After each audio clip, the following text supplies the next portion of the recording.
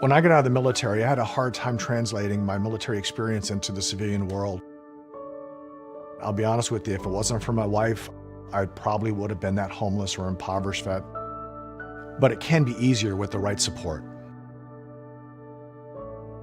I'm Mark Casper, and I'm the Executive Director of Tech4Troops. In today's world, you have to have a computer to be able to apply for jobs. Our mission is to empower veterans in need with computers and training to get back in the workforce. Here at Tech4Troops, we're here to push you forward to get you back to where you want to be in life. When the veterans come in, I teach them everything you could think of that's done with a computer. I want them to feel that this is a tool that's going to help them get their life back.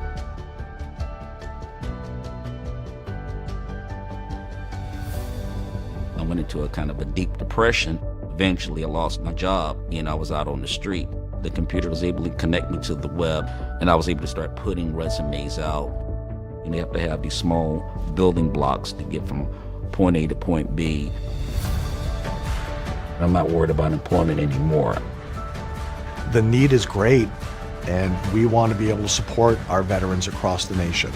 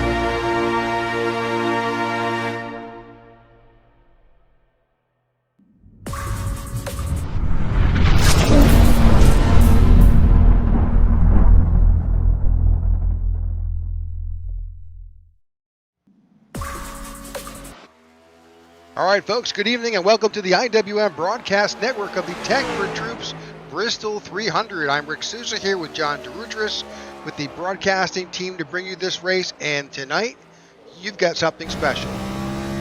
Yep, we do. We're here. It's a cutoff race here at the Bristol 300 for the Tech4Troops Cup Series. And Rick, cutoff race, Bristol. We may see a lot of that happening tonight. A lot of wrecks, a lot of potential spoilers happening within the Tech4Troops Cup Series. So I'm ready for it. Yeah, so the way that the series works here is that you have got 16 competitors right now who are trying to earn their way in. This is the last race. 2 have already earned that in. Just to bring that up, let's look at the point standings. Ty Bostic, Ryan Pittman, they've won, they're in. Now, our cutoff is not 12, it's only 10. So there's 10 slots left. And right there on the bubble, you've got slim points between Christoph Hall, Mark Hanna, John Ledger, Sean Skytman, Jeff Nairn. There is but 5 points that separate 5 drivers that are right there on that cut line. So those guys are not only looking to better their position to get in, but they want to win their way in. Those further on down, Maurice Burnett, Jeff Nairn, William Mann Jr., those guys may need to win their way in.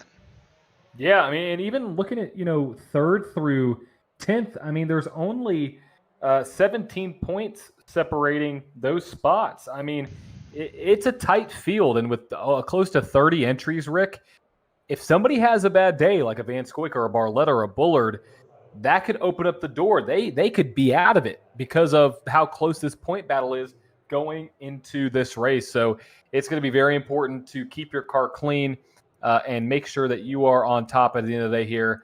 at Bristol. Looks like qualifying is about a minute away from finishing up. Right now, Ty Bostic and Barletta lead the field, but let's get into some of the race info here tonight for the Tech4Troops Bristol 300, presented to you by Tech4Troops 1111 Project and U-Haul. So yeah, like we said, 300 laps here, 72 degrees outside temperature with a 75-degree track temp, but pretty humid, 36%. No fast repairs, 60% fuel, 5 sets of tires, 3 green, white checkers, of course. And as always, the Tech4Troop Scheme Skirmish and the Owl's Nest Racing Pole Award, which looks like is going to go to Bostic if nobody else qualifies within the next 15 seconds. So we'll see how that plays out. So you've looked at this race. You've taken a run around this track. What are John's keys to tonight's race? Yeah, so keys for the night's race. Number one, it's Bristol. We know it's going to be crazy. You have to stay out of trouble. You got to be able to get yourself away from the commonality within the cutoff race, which is issues. So basically, stay out of trouble and survive. Number two, use the high line. This track can be used in multiple different grooves. You can run this in a lot of different ways. I particularly like the high line. I think it's going to be a fast way around this short track here tonight. And then also combating that with pit entry and exit. That is so important here at Bristol. We are using one side of pit road tonight. So that means you may see some cars within different pit boxes, within the same pit box, but we're only using one side of pit road, I believe. So getting on and getting out of pit road and knowing what pit road to go down. You may see some mistakes happen on that front. So with those three, those are my keys to the race. Rick, let's bring up our starting lineup for tonight's Bristol 300. Looks like we got everybody lined up. And on the pole, I think it is correct. I think we do have Mr. Ty Bostic starting on the pole for tonight's Bristol 300. Harley Barletta starts in second. Tyler Peebles back starting in third with Jeff Nairn out of MB2 in fourth. Luke Bullard, his teammate, to the inside in fifth with John Ledger out of AJM in sixth. Sammy Harrell there in seventh with Ryan Pimmett, who's outside in eighth. Zach Ward starts in ninth, and Sean Skytman starts in 10th. David Clayman is in 11th. Mark Hanna, who's outside, is in 12th. In 13th, you've got Philip Vanderwerk. And in 14th, Maurice Burnett. 15th is Joey Doucette. 16th, William Mann Jr. Ian Ogden sits in 17th. And 18th, Christoph Hall. 19th is Bobby Gibson. 20th is Austin Habel. In 21st, you have Marco Berube. In 22nd, Kane Vandermark. 23rd, Brad Previtt with Charles Van Scoik starting back there. The first car to not qualify. Zach Allen starts in 25th. Cody Sturgill in 26th. Brian Walter there on the 49 in 27th. Avon Emick in the 77 there in 28th. And starting in the 29th position is David Watts, the 54 machine. Rick, it looks like it's going to be a crazy night here at Bristol. It's the cutoff race. It's 300 laps. But we got to remember, these guys are running 15-second lap time. So you can go about 4 laps a minute here at Bristol. It goes by quick. It sure does. So we've got, just think we're waiting for one driver to stage. Oh, that may have been it.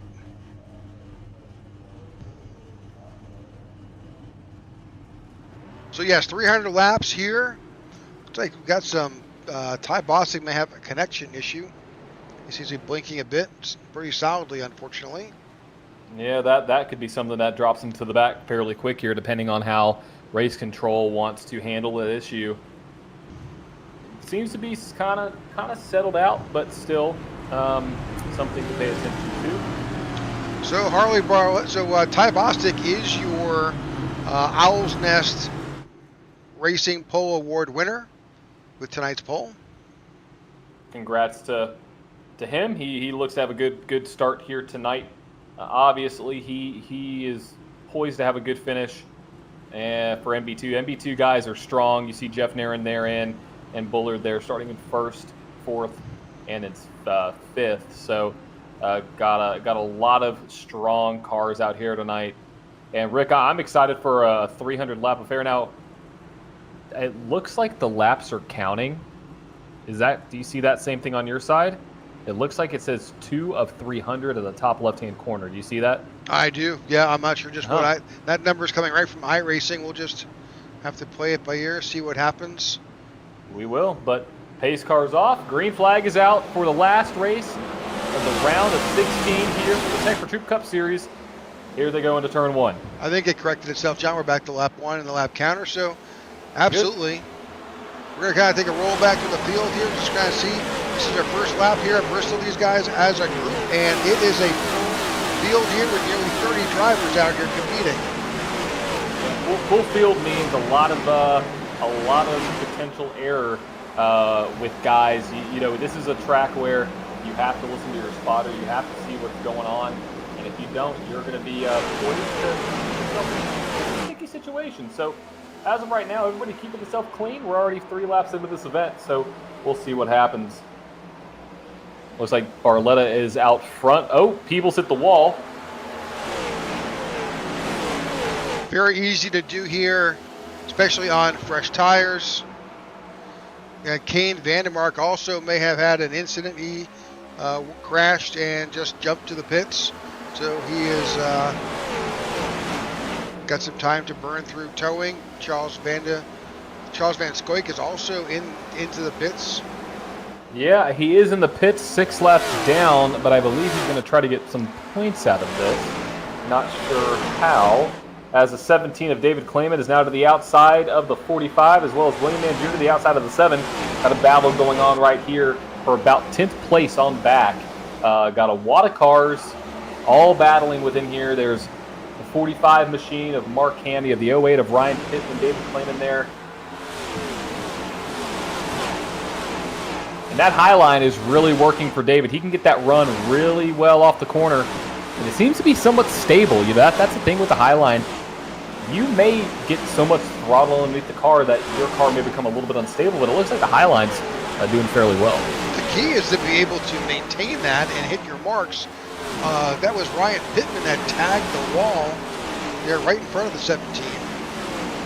But being able to manipulate that your car around in traffic and work it up, weaving in and out of traffic and maintaining as much of that high line is going to be their challenge. It will, and looking through the field, already have some big movers on the night. You have William Mann Jr. up 5, Evan Amick up 7. So, you know, Evan is pretty good at this track as well. You see the 11 of Joey, you said, going to the inside of that 45 machine a little bit further on back, but there's a battle side by side as they go down into turn 3. And that's the one thing here, Rick. It's so scary to battle side by side at Bristol because you don't know what that other car is going to do, especially on corner exit. Yeah, very easy for a mistake to be made. Now you've also got Brad Previtt on pit road. Now tonight we're only using 1 pit lane, so that means everybody's going to need to get on and get off on that front stretch pit entry, and it is hard.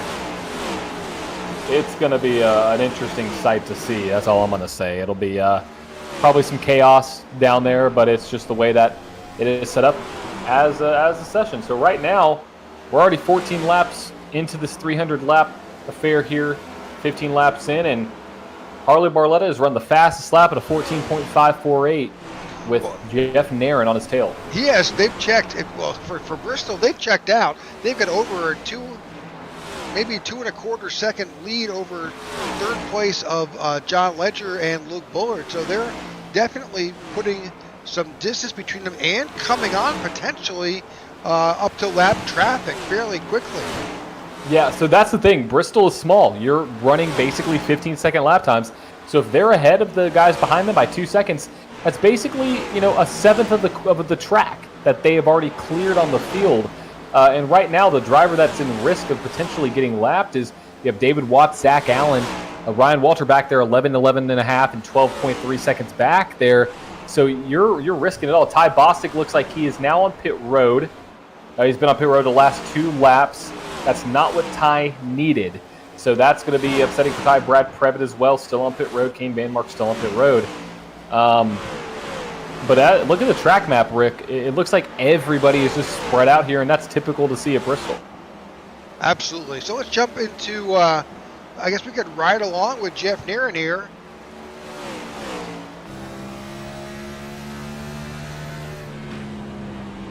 He's definitely utilizing that higher groove to work his way around this track. Very smooth. If you notice the wheel, he's not making any sudden movements. He's very smooth with his adjustments. Looks like a caution came out. Sammy Harrell's on the radio. It looks like, yep, Sammy Harrell got involved, Rick. Don't know what happened with Sammy, but he is backwards on the track. not the right way. Yep, definitely a spin on the 43. And, there's a huge angle between this apron. Watch out. That is not the way to try and get up on this track. He's going to have to follow that apron around and gradually get up off that apron. Let's just see what happened to Sammy there. Under yellow. So we're watching the 43. Oh, yeah, that's got to be it. Well, maybe you didn't see the 75. That's Peebles right there. I believe there could have been a little bit of netcode with that as well, Rick. Well, when I saw him go down along that at the line of between where the track meets the apron, that is almost always going to unsettle the car. But in fact, that did not seem to be what got him. It's just kind of maybe that did, and then as he drifted up, he just caught the 75. Yeah, I mean it's one of the things here at Bristol. You're so on edge between doing something right and doing something that could cost you a little bit of grip, and that's what we saw. We saw Sammy Harrell there hit the apron, which got the car a little bit tight. It looked like, which is odd to say, but looks like he slid right up there. So should be able to get back going. Now, is this Van Scoik? It is. Not sure what's going on there, but certainly he was coming off pit lane and just kind of was really underpowered. So not sure if that's something with his car or a technical issue with his rig, but certainly an issue there. I did know there was some question on whether or not he could make the race tonight. I know that was a question that we talked about last week. But we'll see. He's currently scored 20 laps down. Well, this is a track where that's very easy to do. We've already been underway only about 15 minutes. 25 laps have expired. Almost 10% of the way done. Yep, absolutely. As it stands right now, Harley Barletta is out front with Jeff Nairn in second, John Ledger in third, Luke Bullard fourth, Sean Skyman in fifth, Tyler Peoples in sixth, Pittman in seventh rather, David Kleeman in eighth, Zach Ward in ninth, and William Mann Jr. rounds out your top 10. And as of right now, I don't think anybody's going to take tires. I don't think anybody's going to come down pit road. It's too early for that. I think it's going to be a matter of time, simply before everybody starts making their way down pit road. We do have 60% fuel, but I think it could be even a little bit more of a battle of even some tires within this, because the tire wear I imagine is somewhat severe here. It is. It is a concrete track, so it's going to be interesting to see what happens as this race goes on. So if you're watching and you're seeing that crawl across the top or the NASCAR tower, you see that blue background, those are playoff drivers, and we are back to green flag racing here at Bristol. Yep, blue banners across the top in the left tower and yellow banner across the windshield of these Tech4Troops next-gen cars. As it looks like we have a battle for fifth going on between Peebles there and Skytman side by side. Looks like it's going to be tough. Peebles up into the wall. Yeah, he was involved in that earlier incident with Sammy Harrell. So maybe a little bit of damage on the left front or right front of that 75 McDonald's Camry. Yeah, he did not come into pit road and get any damage done, so he's driving what he's got. And here, aero is not quite a problem as it is on the other tracks. So. No, not at all. But the thing is, you don't want to bend the toe link, though. If you start bending the toe link, you're going to be asking... and a caution in the back. It looks like... Brad Previtt. Yep, that's correct. Brad Previtt a little bit on back, and Sammy Harrell back on the radio. Not really sure. Maybe something happened with Sammy again, but he's back on the radio. I make the assumption if I see a driver come up right after a caution, it could be something that states that they got involved in something. So what do we got here? It's like a single car spin for sure. Oh, man. That's a big hit with the 91. He gets around. That car has got broken toe links and a lot of body damage going on. Yeah, a lot going on there.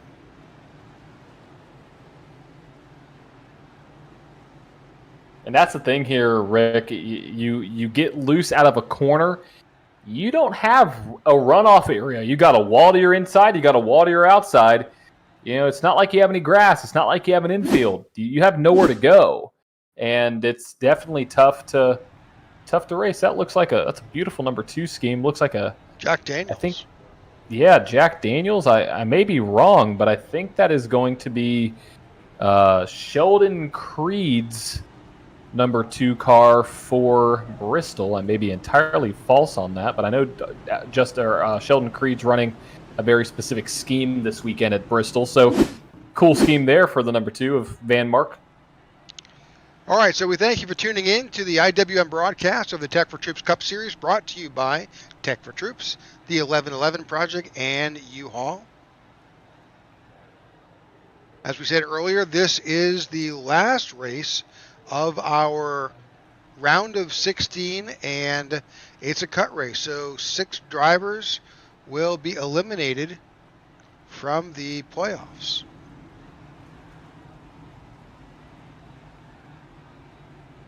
Right now, out of the top 10, you've got 8 out of the 10 are playoff drivers right up there.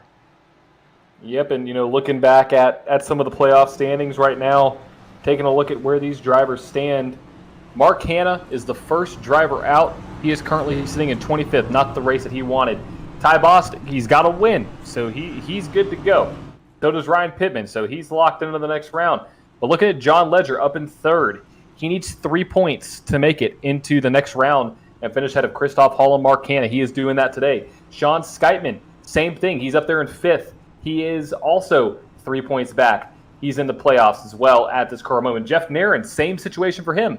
The 2nd, 3rd, and 5th right now are all basically in by points. So it's going to be tough. Let's talk about Maurice Burnett. Maurice Burnett's back there in 12th. He can make a splash. William Mann Jr. probably going to have to win, but he's in 9th. So, Rick, this is anybody's game. It's so close. It's anybody's game, anybody's race at this point. It sure is. So the lights are off on the pace car. They are about to get this race back under green flag conditions. 35 laps are in the books.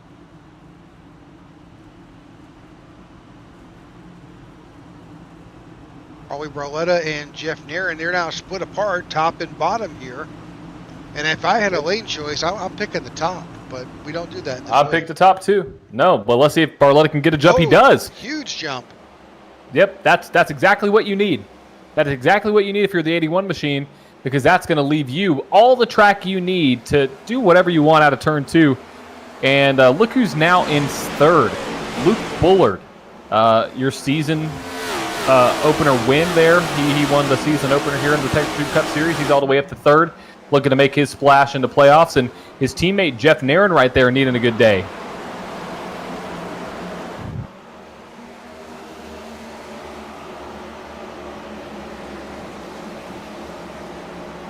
Try to bring as much action to you as possible. There's a lot going around here with nearly 30 entries on the track.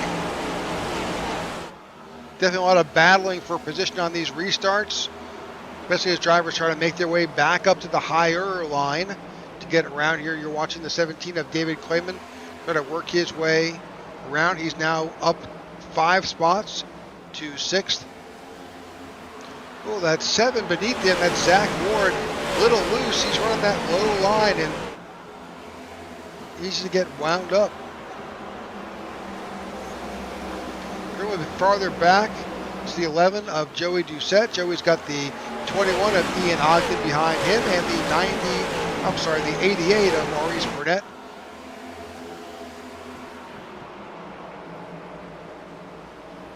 Jumping a little farther back, you've got the 99 of Maurice Burnett. He's battling Austin Habel in the 6.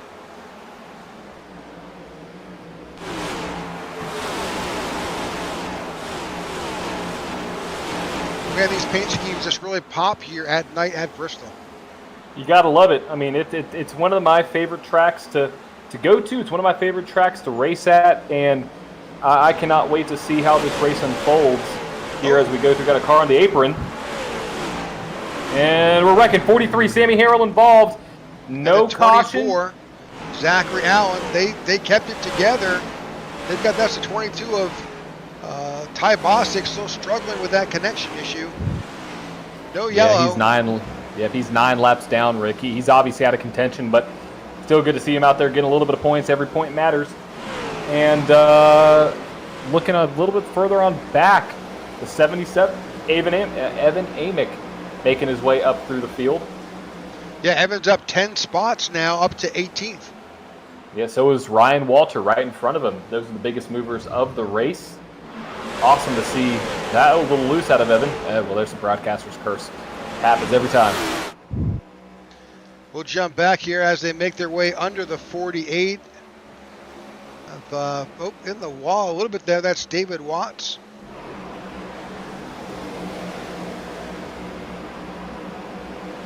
David's got the 28 of Bobby Gibson beneath him, and that's the 45 of Mark Hanna there. He was trying to make his way back up, but then backed off.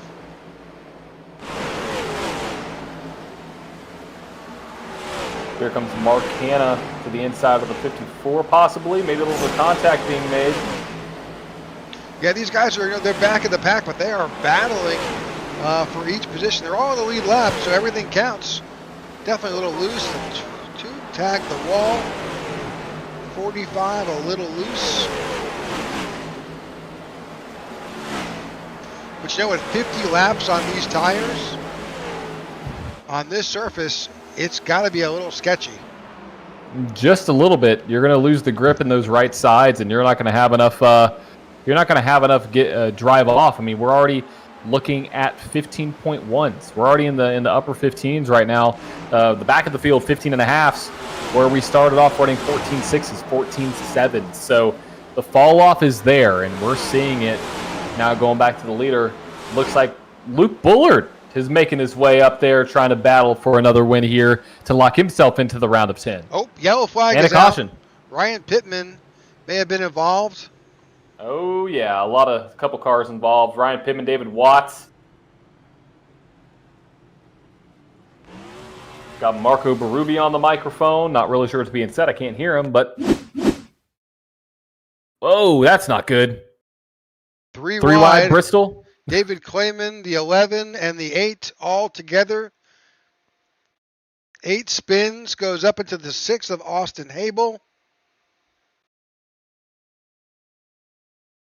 Marco Berube was collected there as well.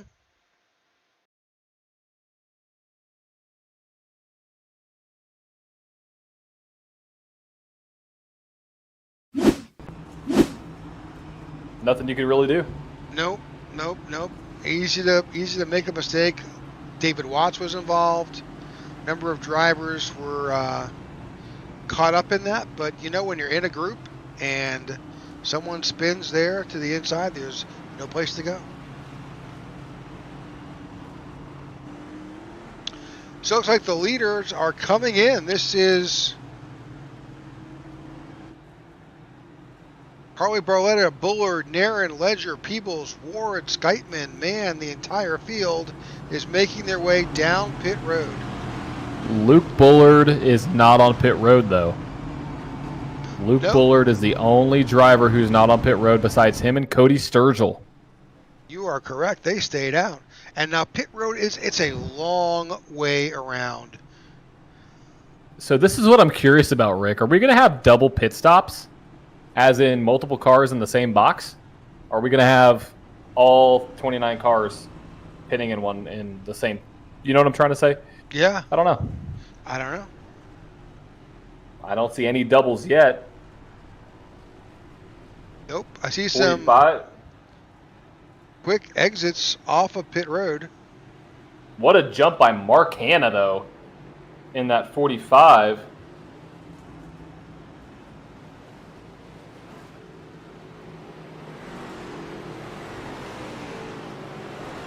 Yeah, he came out great place. So we'll see how that all shakes out when we restack this field.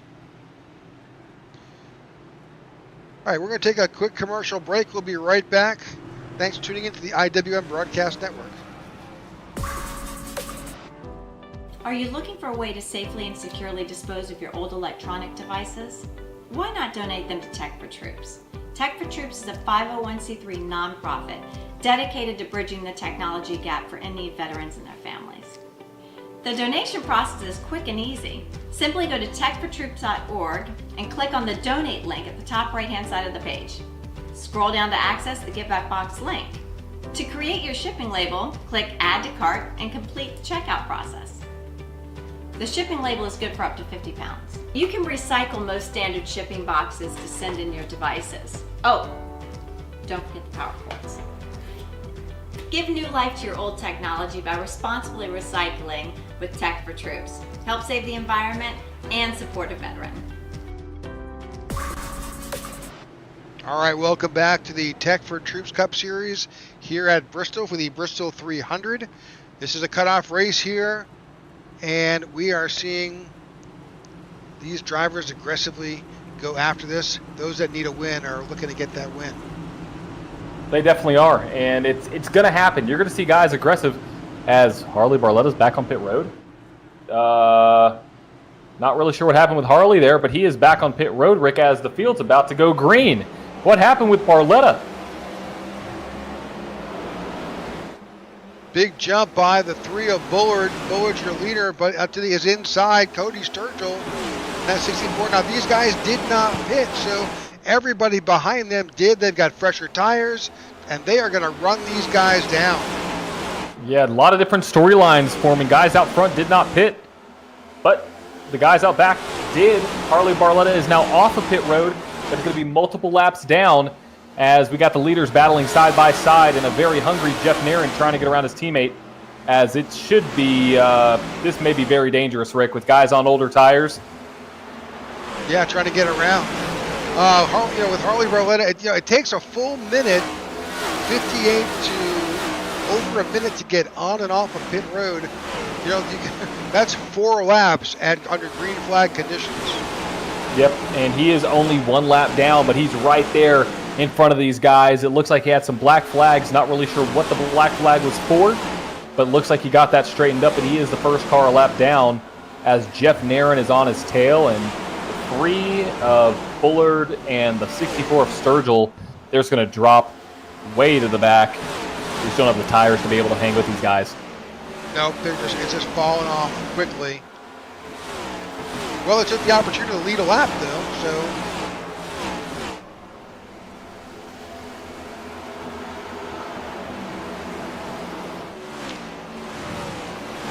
All right, right now out front, you've got the 27 of Jeff Nairn, currently shown in the lead. Got the 19 of John Ledger on his tail. And as we said earlier, they are right on the bumper of Barletta. Oh! Ledger. That does bring out a caution. Well. Oh, and the 75. 75 and the Kane Vandermark also got involved. Not really sure what happened there. Well, through the magic of TV, we can go back and look. Da-da-da-da. Magic. All right, we're keeping an eye on the 75 there, and the two come. Looks like the 2 hit the left rear quarter of the 75, and unfortunately, let's back that up just a little bit. I'm not sure what. That'll do it.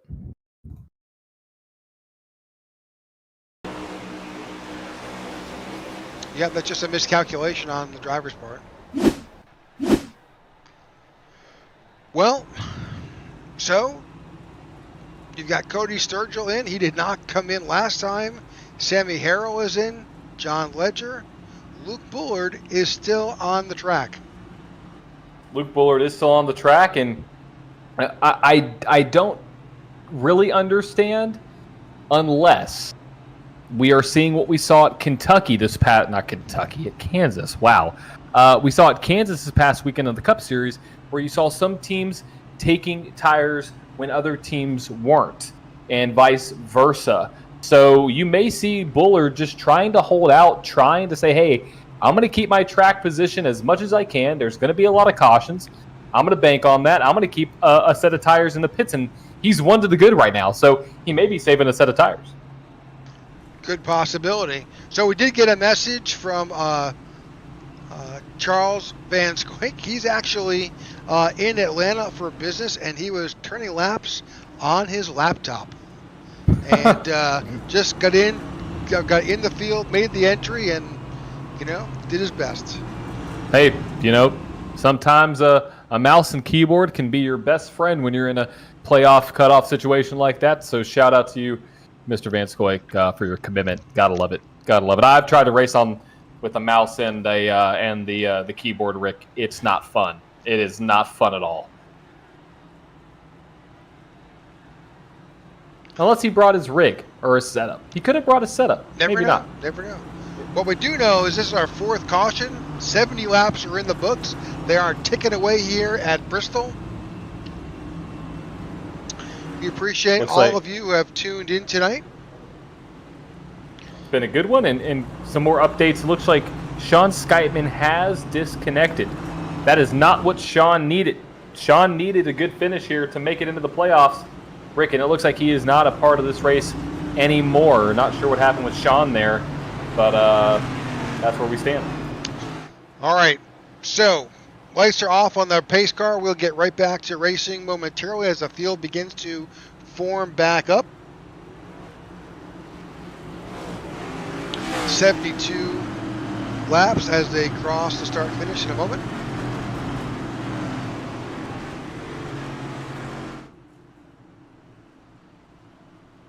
Jeff Nairn will bring this field in, and off we go. Green flag in the air, side by side for first between Ward and Nairn. What a good launch by the 27 to get out front.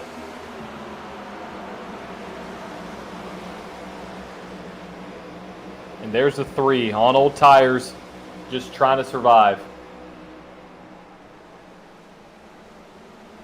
Some good battles in the back of the field as these drivers begin to work their way around. Harley Barletta's trying to make his way back up here after not getting the lucky dog, unfortunately. He's still one lap down, but trying to make his way through this field and unlap himself the good old-fashioned way. By earning it? Oh, yeah. He could do it. He has one of the fastest cars on the track. He's been consistently the fastest, so we'll see what happens with 100 or 224 laps to go. He's coming up now upon the 64 of Cody Sturgill.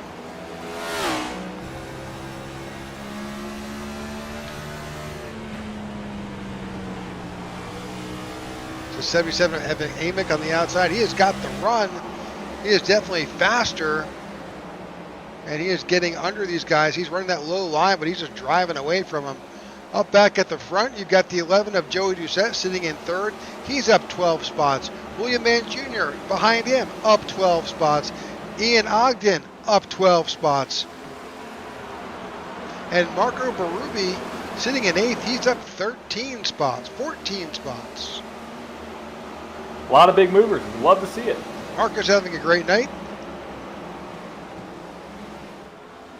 Even though you're not in the playoffs, there's still a lot to race for, and these guys know it. They're out here turning out and having fun. The craft is there, and we've seen it this season. This is our 3rd season of broadcasting with Tech4Troops and our league, and we've watched these drivers blossom and their race craft improve season after season. It's been exciting. I say this is probably one of the most competitive seasons as of yet because you haven't really seen what we saw with the average Joe Motorsports last year. You didn't see that this year out of a specific team. I guess maybe NB2 is probably the closest you can get, but there was not really one runaway driver So that's exactly what we need. Oh, we got a 3 wide situation out of 2. They backed it off. That was close there between the 3 of Bullard and the 48 and the 49. They're all battling side by side because that 3 car has not come down pit road yet. Rick, it's coming soon, right? I mean, he's got to make his way down pit road. He's losing time left and right. Oh, in the wall. And we're wrecking.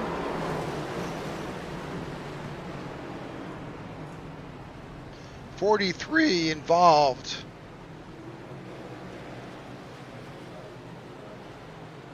'64 involved. Sammy Harrell, Cody Sturgill. We'll go back and take a peek.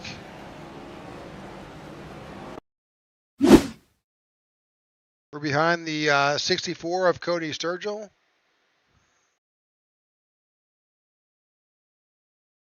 Well, the 43 just kind of moved to the left, to the right. You see that? I think his rear end stepped out coming out of the corner, and he overcorrected and so close. Overcorrected a little bit. If you see starting on corner exit, that rear end right here, it's already stepping out a little bit right there.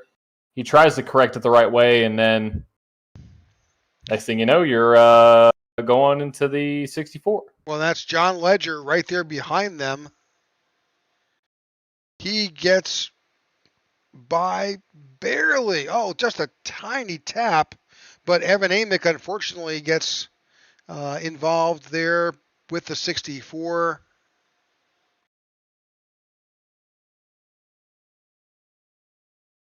Kind of watch. That's the 54 of David Watts. Takes the high line, try and get around these guys.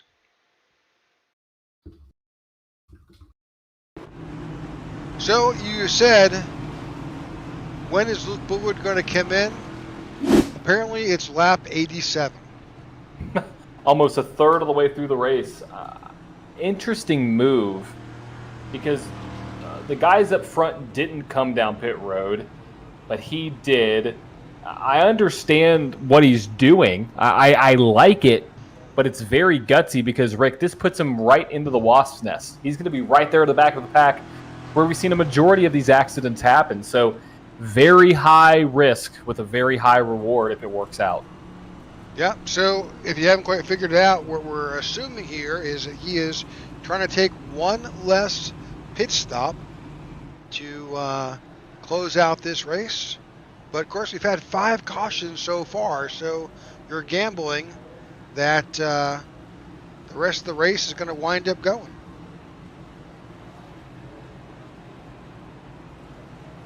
But we'll see. Comment from Chuck: if Luke can stay patient and pick his spots and this stays green, he can run away with this. That's we agree 100%. That's exactly what we're seeing. The challenge is that we're 88 laps in, 5 cautions already. That's about 15, 17 laps of caution. Exactly.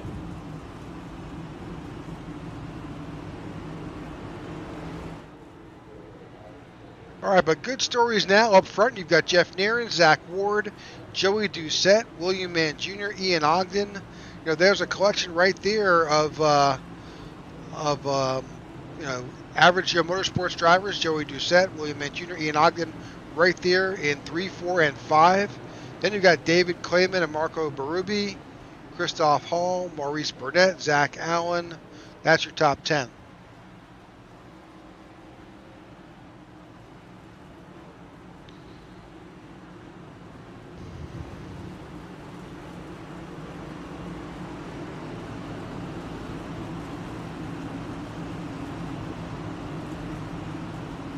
Here we go. Yep. Pace car's about to drop down. There he goes. Green flag is back in the air. 27 of Jeff Nairn leads the field with 211 laps to go here in the Tech4Troops Bristol 300. Good jump by Jeff to move himself out front.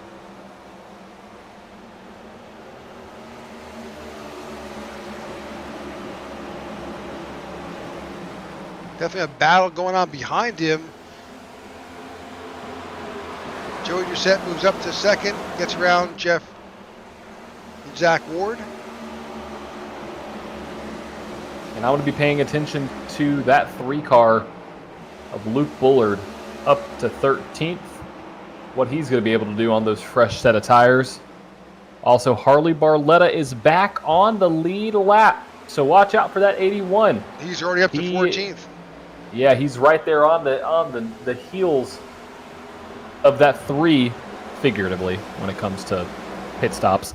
So watch out for Barletta and Bullard up near the front here, somewhat in the next probably 20 to 30 laps, I'd say, as Bullard has made his way up to the 12th spot.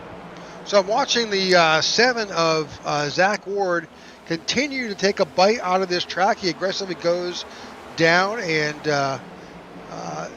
try to dips under, while the rest of this line, right now he's under the 17 of David Clayman. He's taking that higher line. Zach last pitted on lap 55. I think going down is going to really increase his tire wear. Yeah, it definitely will. So that's going to be the tough task to deal with. And he's in kind of a bad spot. He hasn't been able to get to the top side. He needs to get to the top side. Yeah, there he goes. He's just going to keep on getting passed. Now, speaking of people passing other individuals, the 3 car is up to 10th spot right now, trying to get around the 44 machine of Christoph Hall.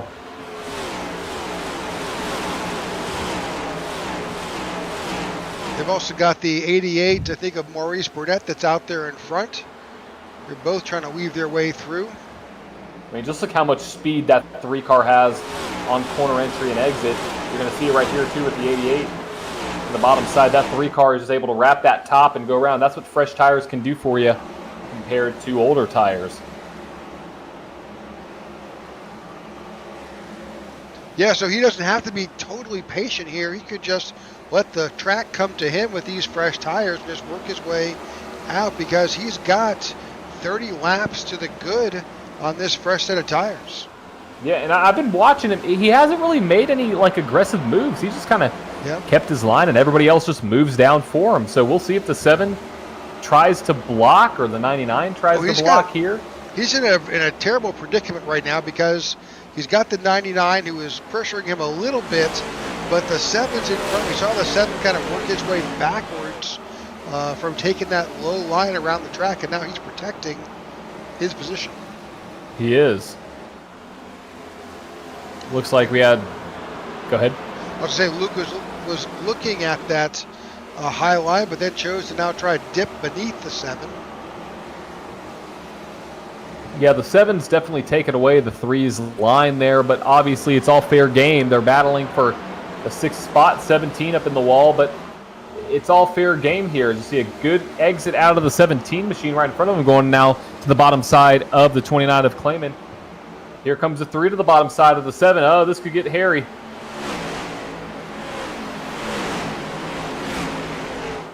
Two by two.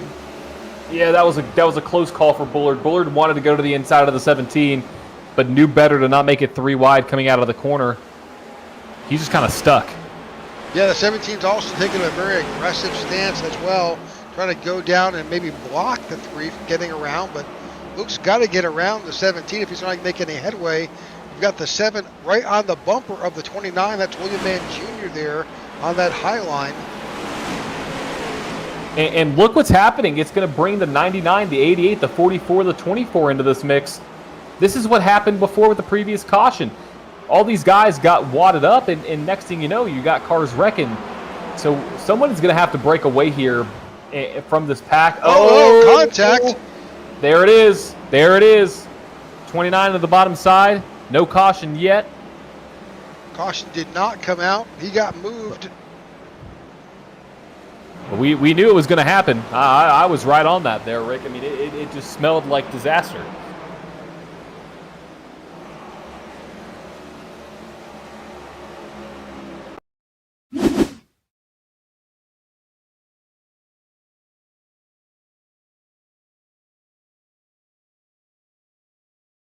So Mac, there's a tag into the left rear quarter panel by the 7. The 99 gets involved with the 7. 88's there. They all continue. We got the Unfortunately, got the short end of that stick was the 29. Yeah, definitely.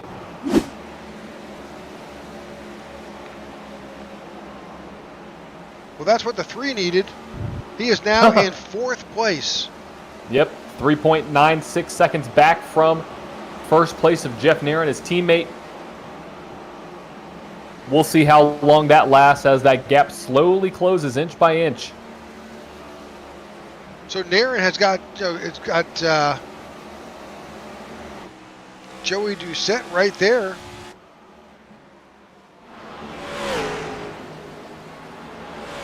They're battling for the lead right here. 27 and the 11. And they've got 2 seconds plus over their nearest competitor. And this is going to be the battle. I mean, this is a huge battle right now between two drivers who need a win to get into the net. Oh, contact. 11. Yep. Green, we're still green. Yellow does not come out. So what I've noticed, that's happened quite a few times as the 3's about to go around the 21 being Ogden there for 3rd place, Rick. What I've noticed is when you see 2 cars getting out of the corner, the car on the inside is extremely tight off of exit and just pushes up into the outside car. That's not completely uncharacteristic for this track. It's actually pretty on par. But we saw right there the 11 drive into the 27, not on purpose or anything like that. That's just a matter of how Bristol is. So we've seen it multiple times tonight, and probably not the last. The leaders are making their way past the 29 of William Mann Jr. He was involved in that earlier incident, and unfortunately, he now finds himself a lap down. And looking right now, Luke Bullard is on these guys' heels. He is trying to make his way through. Yeah, he's almost into the camera shot right now. There he is. He's there. Can Jeff Nairn hold up that 11? I think the 11's faster than the 27, but is he doing this for his teammate for the 3 car? I don't know, but here is the 3. He's there. Fresh tires. Fresh tires on the outside of the 11 car. Yep. And that is NB2 in 1 and 2. I mean, it was just a matter of time, Rick. We knew it was going to happen. That 3 car is in a prime position right now. I mean, driving all the way back, minus, drop down probably mid-pack and been able to race his way back up to the front since lap 100. I mean, it's pretty impressive. Obviously, he has clean tires, fresh tires. Helps out a lot, where these guys have almost 80-lap-old tires, 70-lap-old tires. So right now, you already see he's already put a second on Jeff Nairn there in P2. Caution caution. down. Ryan Walter. Yeah, Ryan Walter. Yep. Let's go back and find out what happened to Ryan Walter. Oh, he's definitely pointing in the wrong direction. Had a couple of those guys pointed the wrong way here tonight. Oh, backed into the wall. Well, like you said, aerodynamics don't mean very much. Well, let's try to take a peek and see just what happened to Ryan.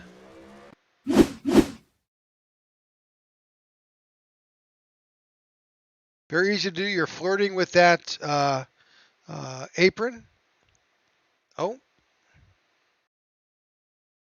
Involved with the 17 of David Clayman. I don't know if the 49 saw David up there. It's one of those situations that reminded me a lot of kind of like Bowman and Suarez. 17 was committed to the high line. 49 was committed to the low line, just kind of drifted up. Or it could have been the 17 stuck it in there when the door was closing. Just a racing deal, I think. Yep, absolutely. So pit stops are now happening and underway. We've got lots of drivers currently on pit road. And look who's there. Luke Bullard, one of the first ones on. Not completely unexpected.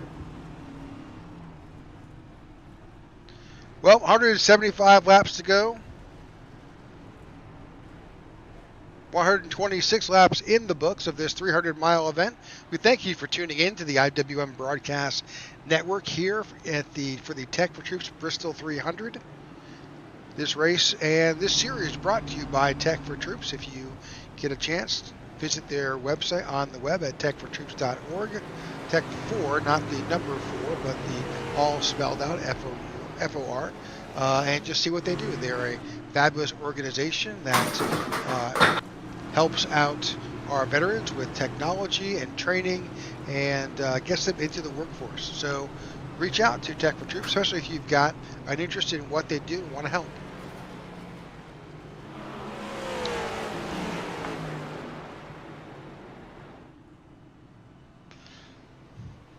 All right, so a beautiful night here in Bristol for our cut race here for the round of 16 with the Tech4Troops Cup Series. 16 drivers all battling for 10 slots. We eliminate 6 in our first round. We eliminate 6, and right now Luke Bullard is locked into the next round by winning this race. So NB2 looking to have a good evening. Obviously, Bostic is out, but he's locked into the next round. So it's Pittman. So we'll see what happens as we should be getting the green flag right now, actually. Field is not stacked up at all. Actually, no, I take that back. No, we're not. No, we're not. No, we're not. False alarm. False alarm. Well, he must have extended another lap. I think we're on the backstretch, I believe. We're on the backstretch. Yep, there we go. I was confused. I was like, wait a second. This looks a lot like turn 4. Now here we go. Yep, here we go. So round 2, after here, we go to Homestead. Another track that's going to be the favorite of people who want to run the high line. So I think Homestead could be a very unique race for a lot of these guys. Here comes the 27 and the 11. Man, you got green tires. I would be careful. Let's get some heat in those tires first, guys. They're using them up. they are. And those are teammates up there. The 11. The 11 got on the 27. The 11 got on the 27, and the 21 got on the back of the 27. Yikes. 21's riding the wall. A little Ross Chastain action there. That couldn't work here, could it? I don't think so. Oh, 21 slammed the wall. Oh, he's into the inside. And into his teammate. Into the 81. Rick, is this a last lap? That's what it feels like. It does feel like a last lap. So next week we are going to be at Bristol, and our next round is Bristol Auto Club and Martinsville. You mean Homestead? Sorry, Homestead Auto Club in Martinsville. I was like, back-to-back Bristol races? Man. No. The schedule makers must love the drivers. All right, so here we are, lap 134 in the books. We're coming up soon, not far away from halfway there. Luke Bullard is your current leader. You've got Jeff Neeren, his teammate, in second. 11 is Joey Doucette in third. Ian Ogden in fourth. Zach Ward in fifth. Harley Barletta in sixth. Maurice Burnett in seventh. Christoph Hall in eighth. Parker Berube is in ninth. And Sammy Harrell up to 10th. And Harley Barletta, big wreck in the back. Big wreck out of 4. Well, he was spinning around. Now he's going in the right direction. All right, caution is out. We'll go back and see. I think Marco Berube was involved. We'll see who was just involved in that incident.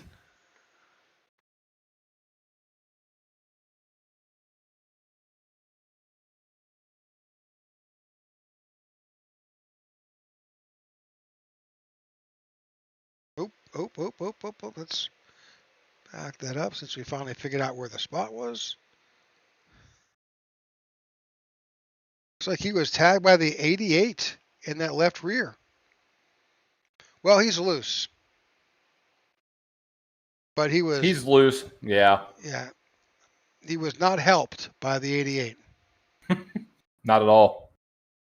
Then the 44 of Christoph Hall added a little bit of insult to injury. But it did point him in the right direction. It did. And what it actually helped with was all the other drivers.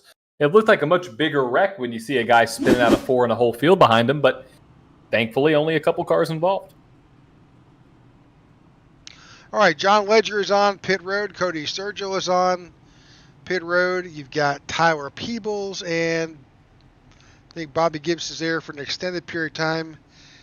In fact, Bobby has taken the opportunity to text us and say he may have had an issue with his lunch while he was driving, so there's that.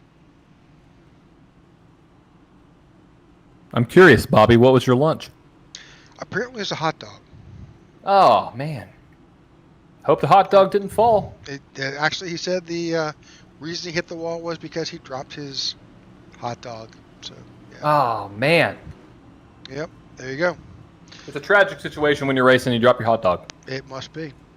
All right, we're going to take this opportunity to take a commercial break. We will be right back. When veterans get out of the military, a lot of them don't know how to translate their skill sets into the civilian world, and they lapse into poverty or into homelessness. But it can be easier with the right support. At Tech4Troops, our mission is to empower veterans in need with computers to get back in the workforce. We want to support our veterans across the nation.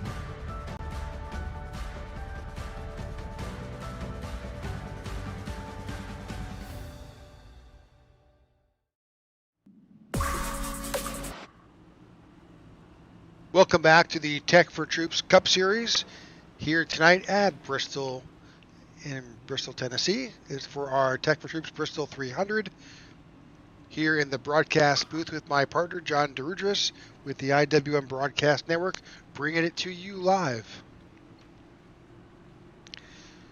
We are on lap 141 of a scheduled 300. We do have some green-white checkers if it comes down to that. But we've seen the 3 of Luke Bullard, who's currently leading right now. Luke has been a dominant car. Really, I think, helped out by an early off-strategy pit stop. That worked out very well for him. Now, everybody is pretty much on the same pit strategy, all pitted around lap 125 or so. So we'll see how this plays out. We'll see. We'll see what he's able to do. He does have one set of tires in the bank ready to go whenever he wants to use them, so that could help him out later in the race. Pace car makes his dive on the pit road. Green flag back in the air. Luke Bullard takes the lead as his teammate and Jeff Nairn gets the second. All right, we'll be watching through the field as we get this race back underway. Lots of battling for position as we've seen drivers kind of work their way up.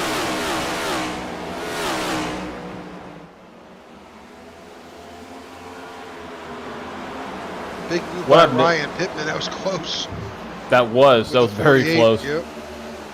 What I've seen is the 11 car very aggressive on restarts, but you have to be here at Bristol. You have to be aggressive. So a lot of guys trying to get up positions right now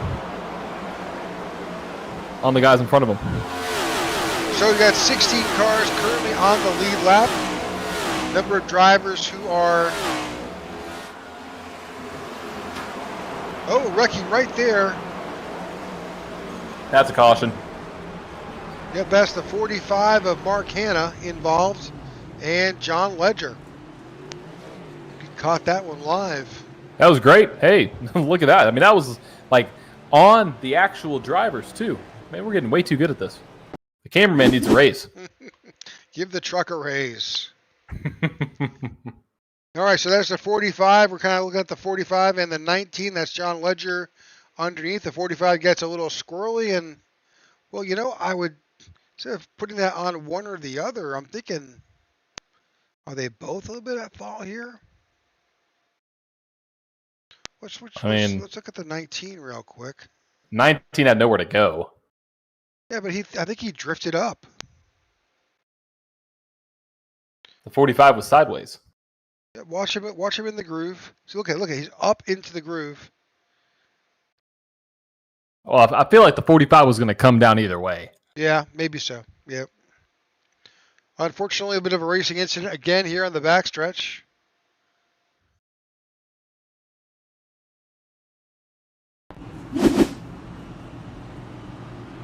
That is our 8th caution of the night.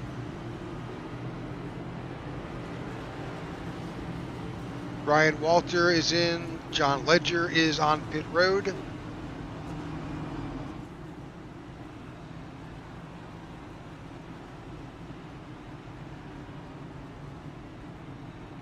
Luke Bullard continues to lead here at Bristol. Yes, he does.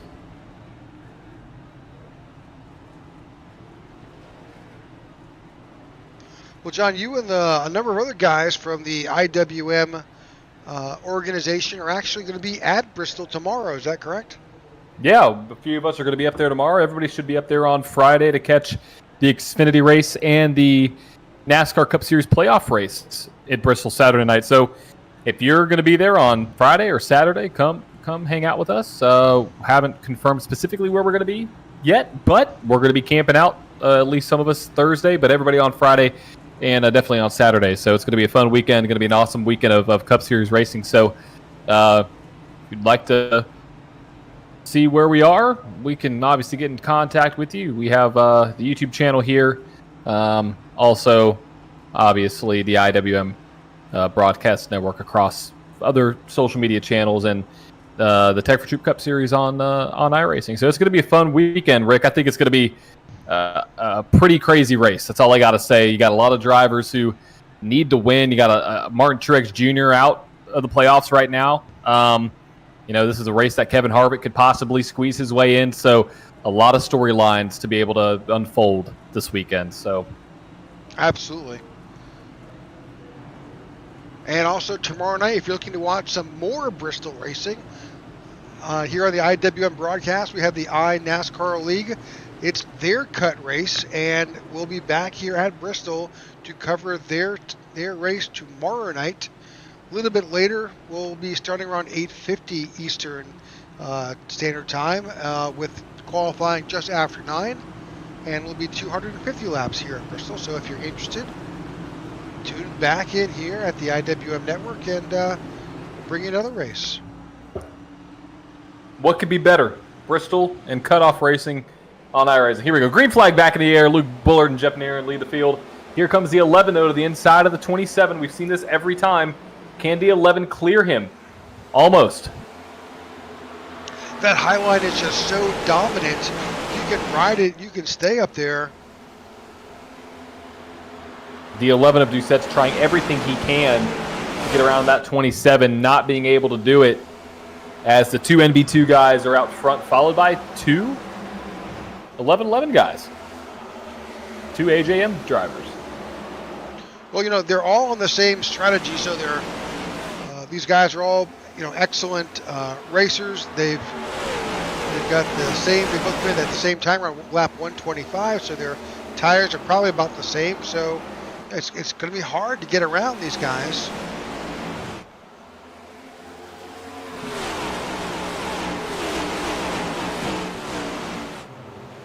For all the incidents we saw early with Ryan Pittman, he is now up to 8th. That's incredible. I mean, he's already locked into the next round, I believe, Rick, so he doesn't need to worry about too much, but still, coming out here getting playoff points, it's still going to matter at the end, so shout out to Ryan.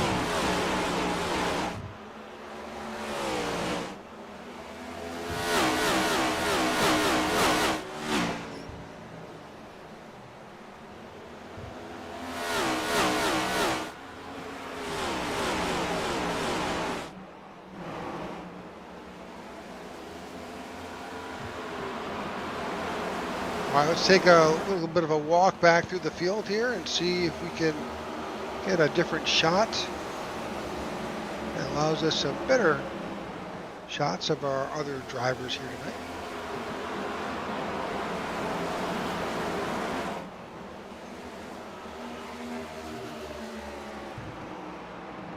It's so hard here at Bristol to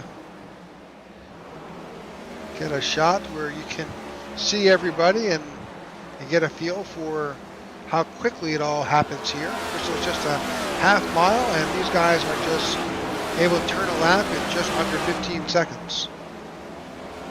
Exactly. A lot can happen in a minute. That's why Bristol It's the last great Coliseum. It's one of the best tracks on the circuit where literally anything can happen. Walking way back, that is the 4th place car of Ian Ogden. Behind Ian sits Maurice Burnett.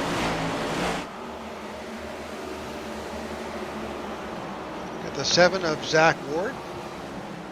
Will be headed to his hometown next week. Sammy Harrell in the 43. Back there currently in 7th. Ryan Pittman on his tail, currently showing in 8th. 9, the 48 of Philip Vandertwick. David Clayman is back here in 10th.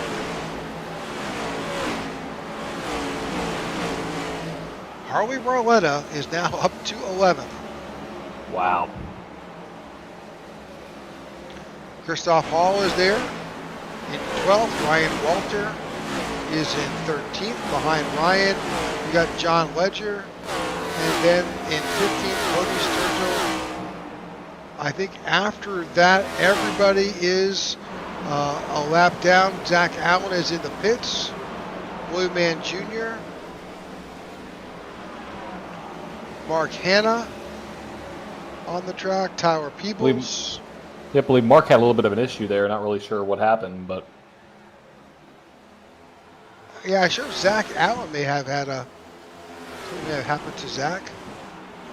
But hey, Rick, yeah, who knows? Rick, let's go back up to the front. We got a battle for the lead, a 3-car battle between the 3, the 27, and the 11. They've closed the gap to Mr. Luke Bullard. They sure have. So you got teammates 1 and 2, and then you got the interloper, that AJM driver of the 11, Joey Doucette. All these guys would love to have a win to go into the next round, and obviously it would secure their spot. But Jeff, with a great run here, he could win in on points. I know these drivers are going to be eager to see the point standings after tonight's race, but watch out for this 11 car of Joey Doucette. I mean, he's on a tear. He hasn't had the season like he's wanted. Won the All-Star race, got himself into the playoffs. But what a way he could make his way into the round of 10 by winning at Bristol. Yeah, and tonight Joey started in 15th. He's picked up 12 spots. He's one of the fastest and more successful drivers tonight, and working his way up through the field. Yeah, he's really been one of the only ones to try to challenge these NB2 guys outside of his teammate Harley Barletta, which Harley Barletta's back in 15th, kind of caught himself into some traffic. So clean air matters. He's now up to 10th. Harley Barletta? Yes. Harley Barletta is up to 10th. My data must be very behind because I see 14th. Interesting. So I have to refresh my my data here, Rick, because that's important to note where Mr. Barletta is. Yep, you're right. 10th place. I was confused. I was like, what's going on? But here we go. Here's the 11 trying to get out around that 27 machine, and I think it's a matter of time. I think that 11 is just a little bit better right now. Yeah, but doing this and constantly dipping down, looking to get his nose up under the 27, all that's going to do is have some increased wear on that right front. Exactly, and that's what you don't want to have. You don't want to have any more excessive wear than what's already being produced by these high bank corners at Bristol, because you are putting a lot on the right side, and if you wear that out a little bit too much, next thing you know, you could be in the wall. It looks like the 3's gotten a little bit high on the last 2 laps, a little bit higher than he wanted to, and caught himself with some marbles. That's allowed the 27 to catch him and the 11 to catch him. So this is anybody's race at the moment between these top 3. Yeah, you'll see that the 27's also taking a relatively wider arc. He's going into the corner deeper and running that higher line and then swooping back down. So, look, he's working his way around his teammate. He is. Now, is that team orders? Or you think that's just Jeff saying, hey, man, I'm trying to win a race? 3 tagged the wall. He did. No, I think they've both led races. I mean, they both led laps, so those points are there. What I'm seeing right now, though, is that 27 is much faster than the 3. Oh, yeah. Same set of tires, too. Well, think about it. They pitted last on lap 125. We're now on lap 182. So these guys have 60 laps. Granted, we have had a few cautions. But just a few. But, you know. This 11 and 3 battle right here, Rick, it's been just so close. The 3 gets very close to the wall off exit, and that 11's trying to get around him. But every lap, that 27's gap grows on these guys. So it's close. But the difference in lap speeds between the 3 and the 11 are only a few hundredths of a second. That's true. Here comes a 3. Can the 11 get by him? No, the 3 takes a little bit of a more aggressive approach now. Going to have a little bit of a tighter exit. Hits the wall. There goes the 11 to the second place. Joey Doucette has now made his way in the second place. But now we have the 7 joining this battle. Just got around a 3 car. So that 3 car is starting to fade. And the 43 has moved up. That's Sammy Harrell now showing in 5th. So yeah, Luke Bullard shows now in 4th. Zach Ward cut his way up through, and guess who is in 6th? Yep, you guessed it. Harley Barletta is now up to 6th place. I gotta say, how in the world did Sammy Harrell get all the way up there in 5th? I was not expecting to see him up there, and then you have Barletta making his way. This could be anybody's race. You know, Harley Barletta does have the fastest lap of the race. So we knew he was going to be fast. It was going to be a matter of time. So now he's made his way all the way up to 6th place. See, 112 to go. Keep my eye on Naren's time over. Well, and Ward just got by, I think. Look at this.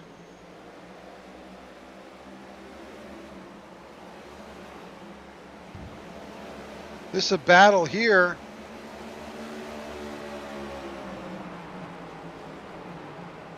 Between the 7, I think the 11 really burned up a lot of his stuff trying to go after and get by the 3. I believe he did. And the 27 right now is trying to battle through lap down traffic. And he's not having a great time doing it either. He can't get around this 17 machine, which I just barely squeaked by. So now you have 4 cars at least between him and second place. But that battle for second keeps on growing and growing as these lap cars are going to be posing an issue for Mr. Doucette, Mr. Bullard, and Ward. Yeah, they're going to have to work their way up through those same lapped cars. And you've got the 29 of William Mann Jr. up there. The 19 of John Ledger. 64 and the 17. Yeah, you got side-by-side action, Rick, and it's going to be hairy here for a few laps.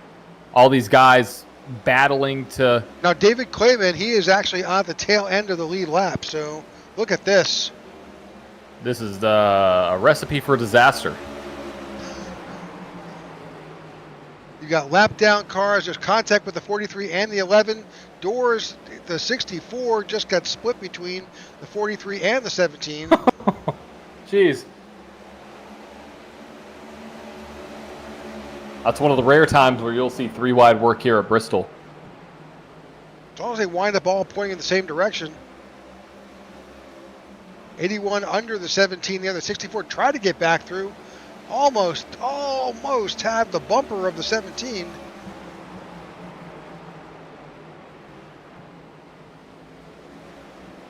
John Ledger trying to get back up. But the 81 made his way through.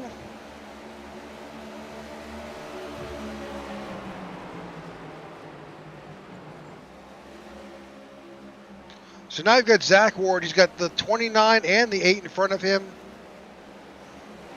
Yeah, Zach's been on a tear. He's been able to really increase his gap on Joey Doucette here. Now that 8 is at the tail end of the lead lap. Exactly. No, actually, he may have gone a lap down. Yes, he has gone a lap down. Yep, that is correct. So right now, as it stands, 10 cars on the lead lap here at Bristol, not uncharacteristic at all. You're watching the 7 car of Zach Ward make his way around the 29 of William Mann Jr. And what I've noticed is, yeah, Jeff, he's been a little bit faster every single lap, just about a tenth.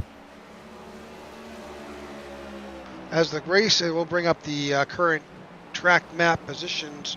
You know, as he made his way through lap traffic, he's still got a little bit of time before he comes on to the next group of lap traffic. We're going to take a quick side-by-side commercial break. Stay with us. You won't miss a single bit.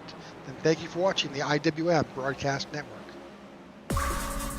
When veterans get out of the military, a lot of them don't know how to translate their skill sets into the civilian world, and they lapse into poverty or into homelessness. But it can be easier with the right support. At Tech4Troops, our mission is to empower veterans in need with computers and training to get back in the workforce. We want to be able to support our veterans across the nation.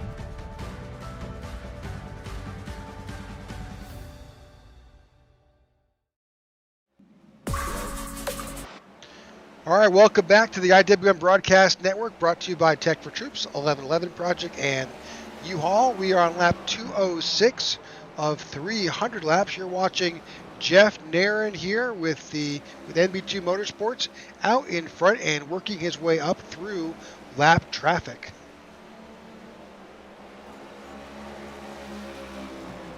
We'll jump back a bit to Zach Ward, who's trying to track him down.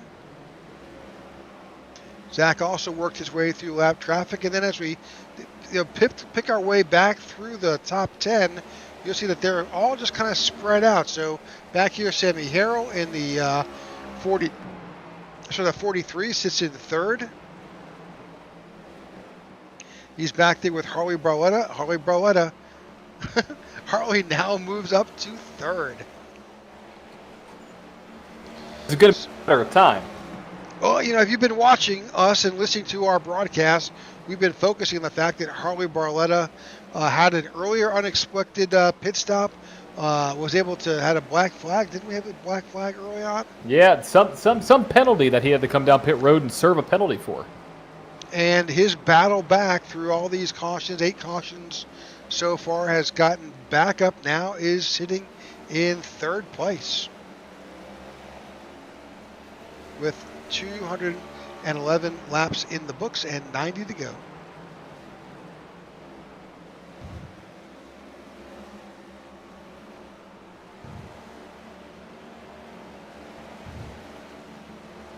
So he gets past the 17 of David Clayman. David pulling a slower version of Mr. Ross Chastain. A little bit of contact, easy to do here at Bristol. Oh gosh, yeah. So Harley Barletta in third has got about 2 seconds of a gap between himself and the second place car of Zach Ward. And Zach seems to be chipping away at the leader, Jeff Nairn. Yeah, inch by inch, he's been consistently faster by about 0.3 over the last couple laps. So last lap around was a 15.9, or about a 15.8 for Nairn and a 15.6 for Ward. So we'll see if this battle starts to heat up here, which I believe it will very soon. Yeah, you're seeing right there that you can see that delta just kind of chipping away between the two.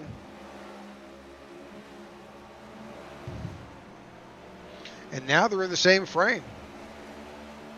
It's a matter of time. I mean, you could see right here who's been a little bit nicer to their tires. Oh, Zach's in the wall. It was close. So these guys both pitted on lap 125. And look who's about to get lapped. It's the teammate of Jeff, Luke Bullard. Yeah, Luke Bullard is the last car on the current lead lap. It's got a blocker right there of Pittman. That's not helping much. but he could help his teammate out if he chooses to. Kind of slow down that just a little 7. Yeah. But nope, he stays up high. Oh, a very aggressive move by the 7. Dives down low, trying to get by on the low side.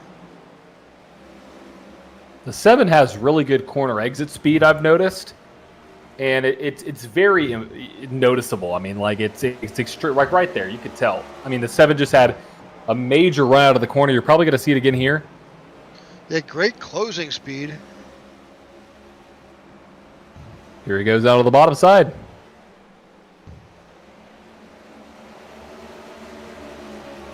Almost. And here comes David Clayman on, I believe, fresh tires, Rick. Yeah, he's got to give these leaders a little bit of space.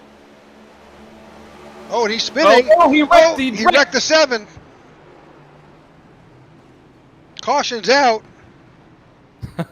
Oh, we were on cue there. Yeah, we were. Unfortunately, it looked like that. That happens so often. You come out, you've got fresh tires. You want to get back up to speed quickly, but unfortunately, yep. Not good. Just not good. That's all I got to say. Wrong place at the wrong time, and that's what we were saying. When those fresh tires get on the car, you're looking at, 2 seconds close to we were running there. They were running the 16s. So it was just a matter of time. 17 on the bottom side. Gets a little loose here. Overcorrects.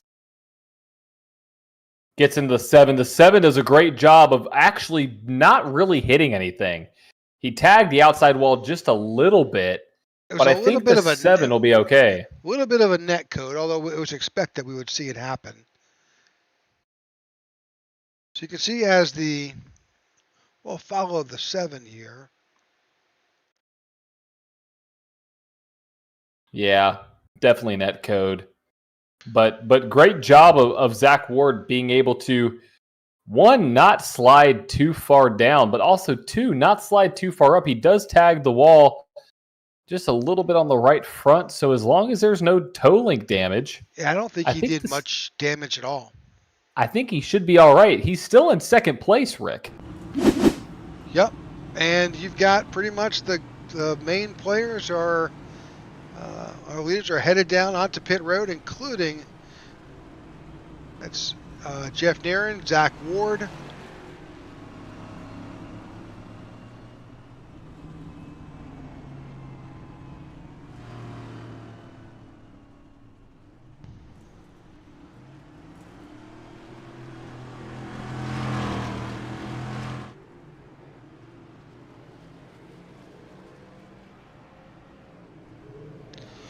All right, 75 laps to go. 226 laps in the books. Jeff Nairn will probably show as our leader. Zach Ward will stay in second. Joey Doucette will stay, I think, in third. And we'll see how this all stacks out, because we did have at least one driver at least get be the lucky dog, get his lap back. So we'll see how that goes. We shall see.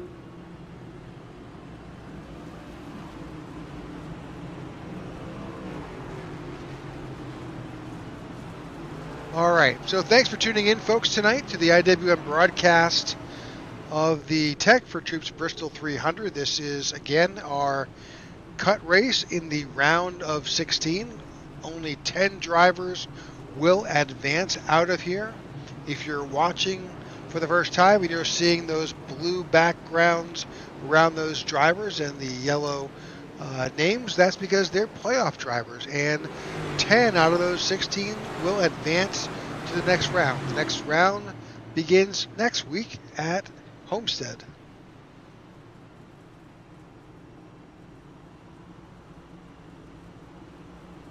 Homestead should be a pretty interesting race, to say the least. You have a lot of different lines going to be formed, and the high line's going to be abundant there as well. So, Rick, I got to say, though, Right now, not too many cars on the lead lap.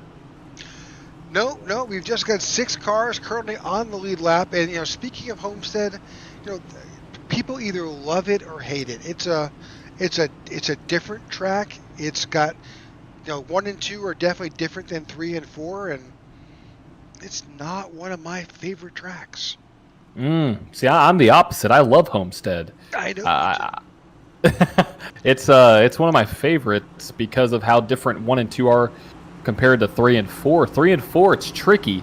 It's almost like the car wants to bog down in the middle of the corner, and then you have it seems like you're sliding forever on exit of 4. But here we go, green flag back in the air. Jeff Nair into the point, but here comes the 11 to the inside of the 7, and just lets him on by. Keep an eye on what's happening in the back. There's a lot of cars battling for 3, 4, and 5 right here. They may not be on the lead lap, but, John Ledger's right there. He's in 7th. Christoph Hall in 8th, and Maurice Burnett 9th.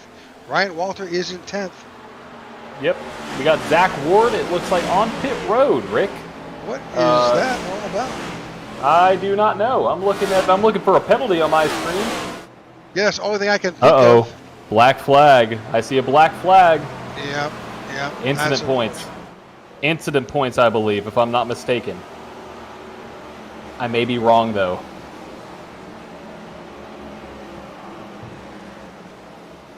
It's very easy to come down here and go just a little too fast on pit road.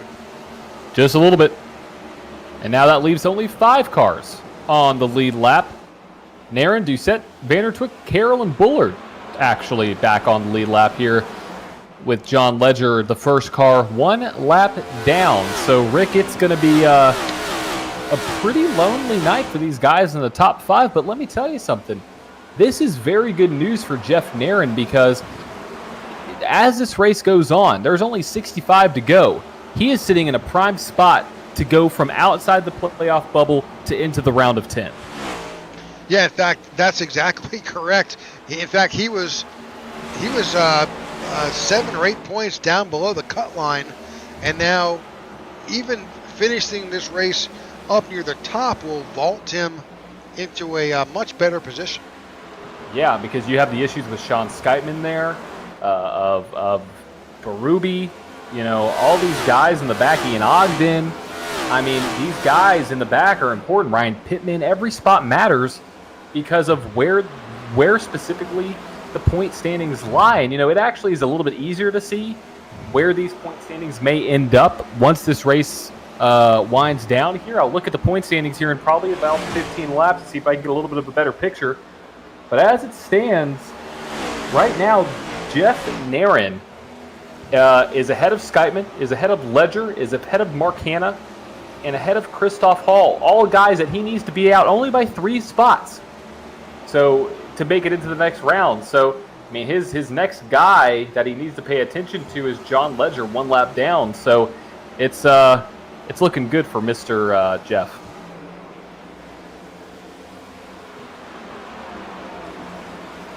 Looking good for Joey Doucette as well with the issues of David Clayman, Harley Barletta, and Van Scoik. These playoff standings are going to be vastly different, Rick. It's going to be a completely different picture going into the round of 10. Absolutely.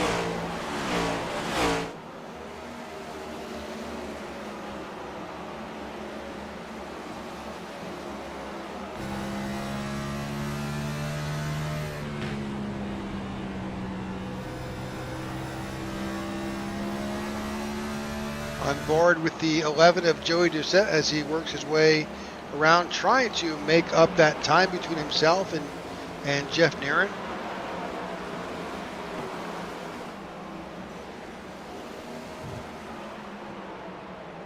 Yellow flag is out. Not exactly sure why. I think David Watts possibly was involved. Maybe. Looks that way.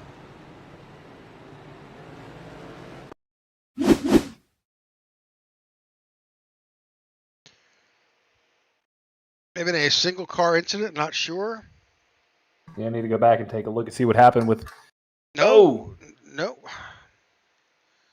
All right, that does not look exactly right.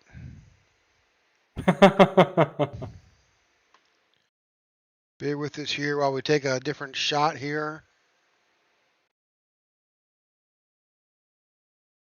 So David's coming down the track a bit. 17 was on that seam. 54 goes up and he's in the wall. But the 17 just followed him up there. And He spins did. him. Yep.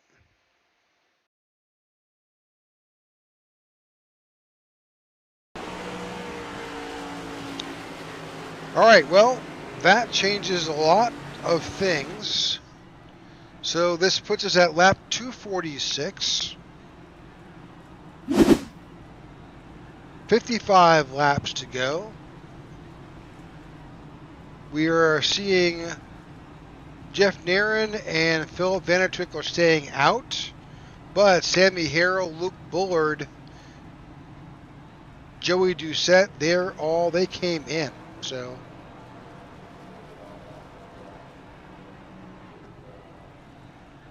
makes a lot of sense, and we'll see how this plays out as we have just about 50 laps to go.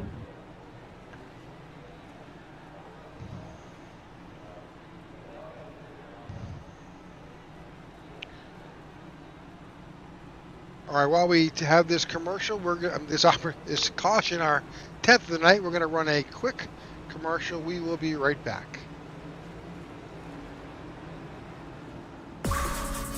When veterans get out of the military, a lot of them don't know how to translate their skill sets into the civilian world, and they lapse into poverty or into homelessness.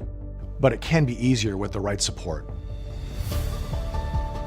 At Tech4Troops, our mission is to empower veterans in need with computers and training to get back in the workforce. We want to be able to support our veterans across the nation. Hello, my name is Amanda, and I support Tech4Troops.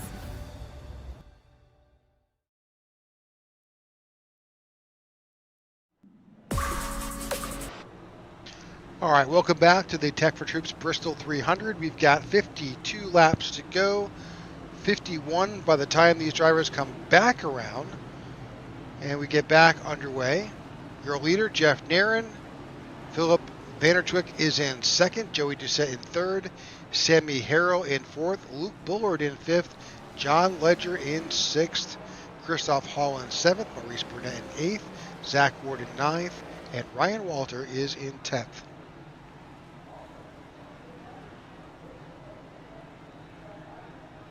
Jeff Nairn will be in charge.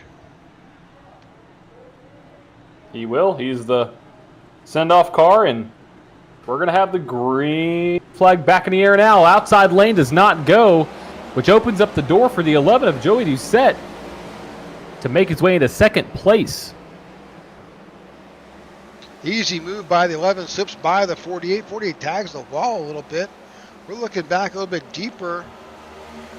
So possibly, definitely some tight racing there with the 43. Luke Bullard's got his way to try to navigate his way back up. John Ledger now back on the lead lap here, going to try to battle for a win. And so is Christoph Hall. Or no, Hall is still one lap down, my bad.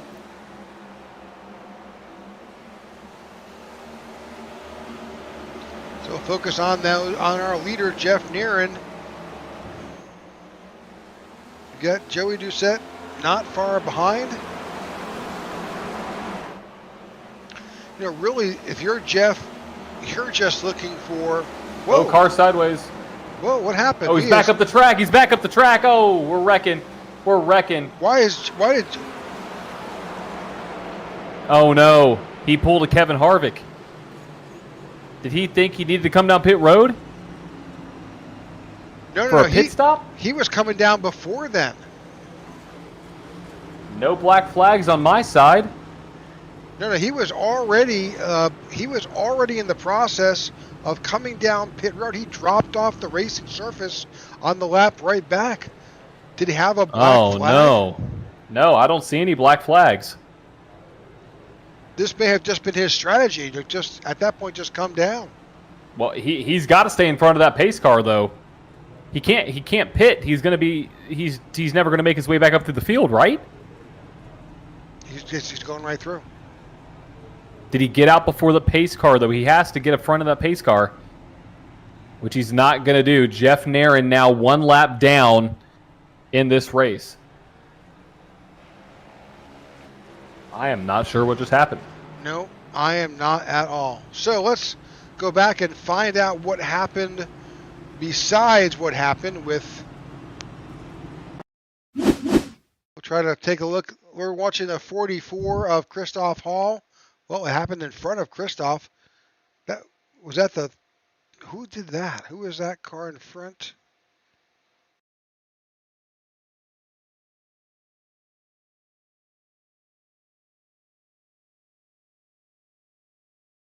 Okay, is that the 49?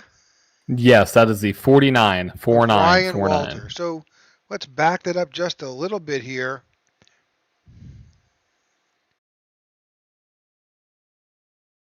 All right, I think this starts with the 49.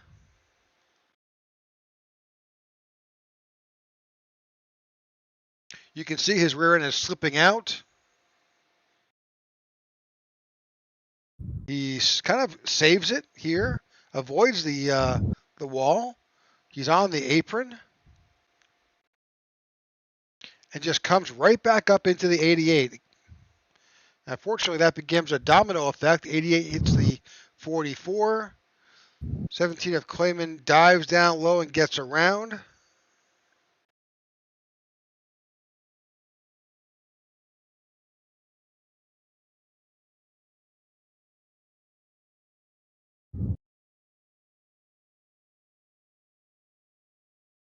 Very interesting. Yep, here and you can see the 27 is already down pit road. Get a lot of other drivers getting involved, but just a lot of craziness here with just a few laps to go in this event. All right.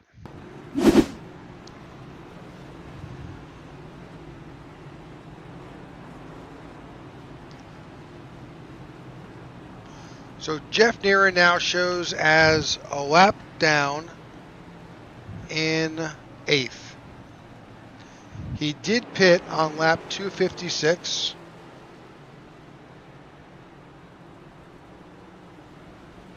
And based on the lap times I'm seeing, he got fuel and 4 fresh tires.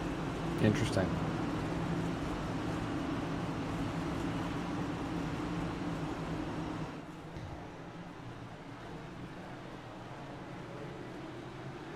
Here we go. Green flag back in the air. Joey Doucette leading the field with Sammy Harrell.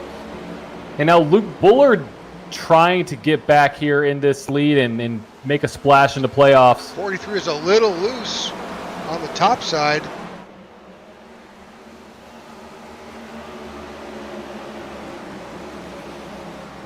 Just Maurice a little loose. Burnett, yeah. Maurice Burnett is in the pits. That's a 21 of Ian Ogden we're seeing there. Ian's in 16th place.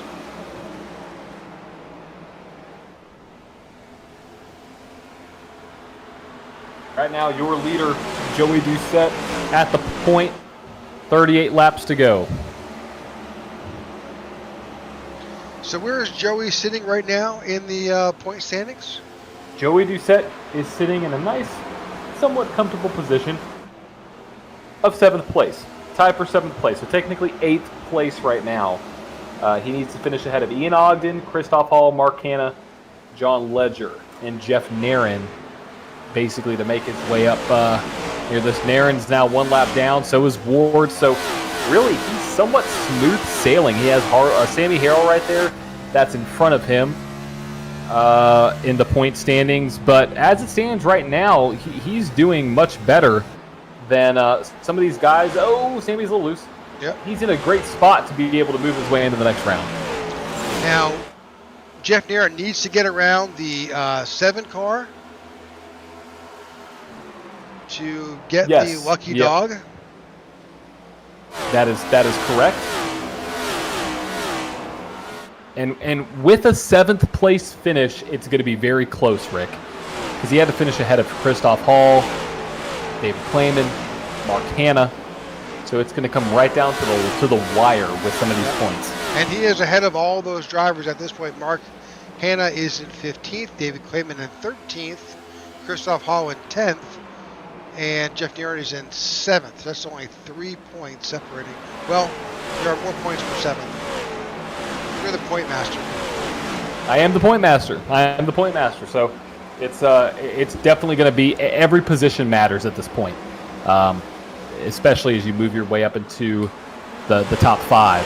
So one big note is Van Scoik did come out and participate, but is he going to be able to withstand that point total being basically 3rd, 4th in points? I don't think so with not participating. So that's almost a gimme spot for some of these guys. So it's going to be, I can't even calculate it with that factor thrown in. So you got a lot on the line here for these guys out here, especially with Jeff Neron. He's battling for his life to make his way down into the round of 10. But he gets around the 7 car. Well, at least for a moment he did. Here comes the 7 again, and a car disappeared into the wall. Looks like that was the 8 of Pittman's got some connectivity issues.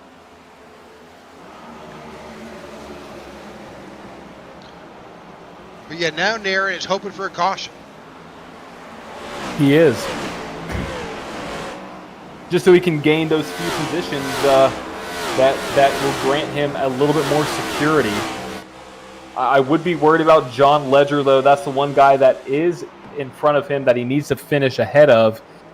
So, but John Ledger is within grasp of that if another caution comes out. So we know he's fast, but can he get up there? Yeah, will we be caution free for the next 26 laps? It's your guess. Who knows?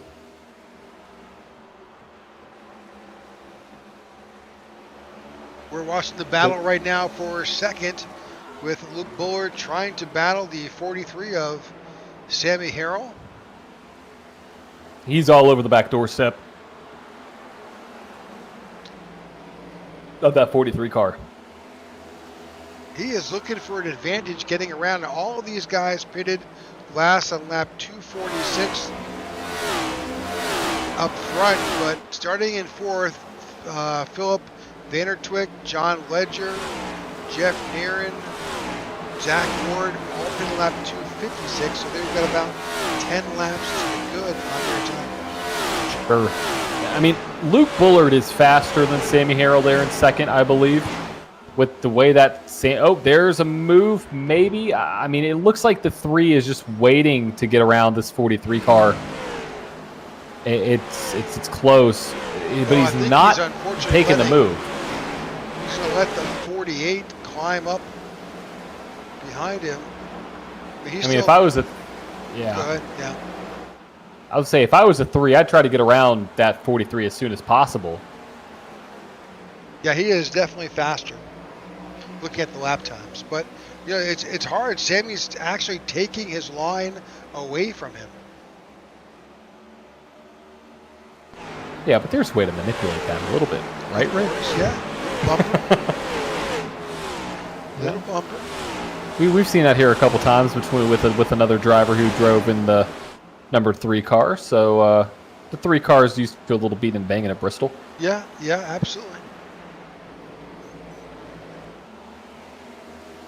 All right, 18 laps to go. We're going to take a quick side-by-side commercial break. It will be our last of the night. You won't miss it.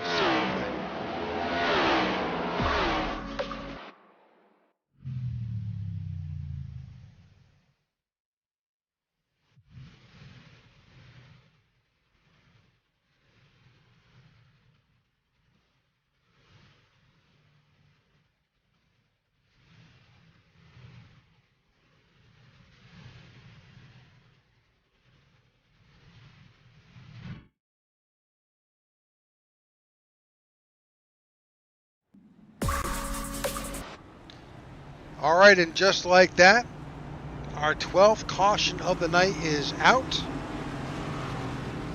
We'll try and see just what happened there. That I'm seeing the entire front clip is gone from that 64. He's got no fenders on that car. Not sure that was the reason why we got a yellow flag, but we're watching the 27 here.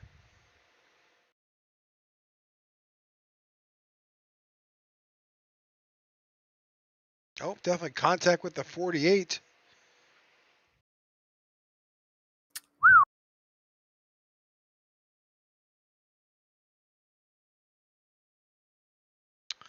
Yep, Not that's what Jeff unfortunate. narrated. Nope. Yeah. Nope. Nope. Not at all. And I think that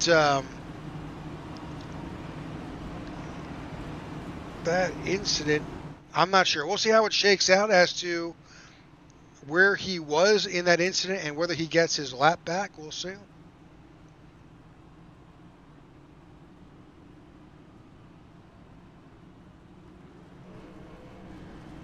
We are seeing, though, all of the leaders, with the exception of Zach Ward, on pit road. Interesting call. Good. Well, it could be a good move for Zach because he was a lap down.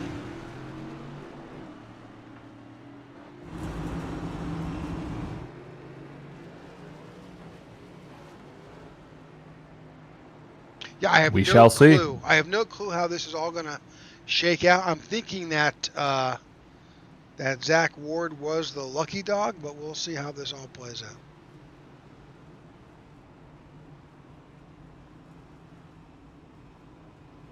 That is correct. So I think Jeff Nairn is still a lap down. I believe so. That's what's showing on my side. Yep, so he will be the first car one lap down. With 13 laps to go. By the time we go back to green, could be 11. And that goes by so quickly here at Bristol. Yeah, it does. But again, we do have 3 green-white checkers if we need to get this race finished back up under green. So right now, what it looks like is Sammy Harrell is currently showing in your tops. Well, he's flopping with. So Luke Bullard to be his outside. Joey Doucette is in 3rd. John Ledger 4th. Philip Vandertwick is in 5th. Zach Ward in 6th. Nairn in 7th. Pittman in 8th. Barletta in 9th. And Christoph Hall is in 10th.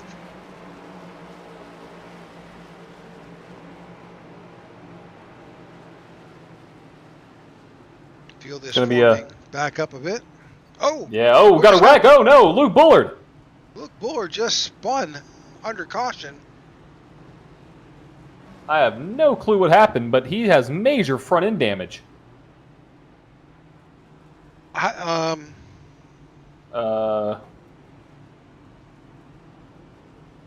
So he shifted in the wrong gear. Yep, that actually happens. But do you get to take your position back? Maybe in iRacing, get your position back.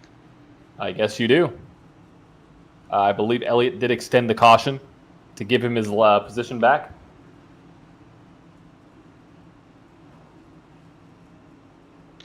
All right, so we'll go back under green with 10 laps to go.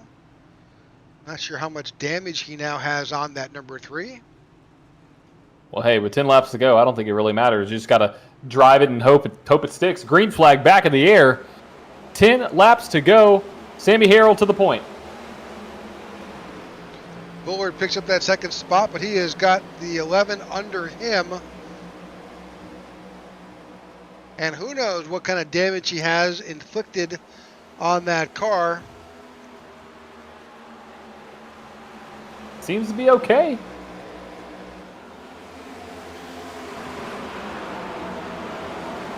Nine laps to go here. But the 43,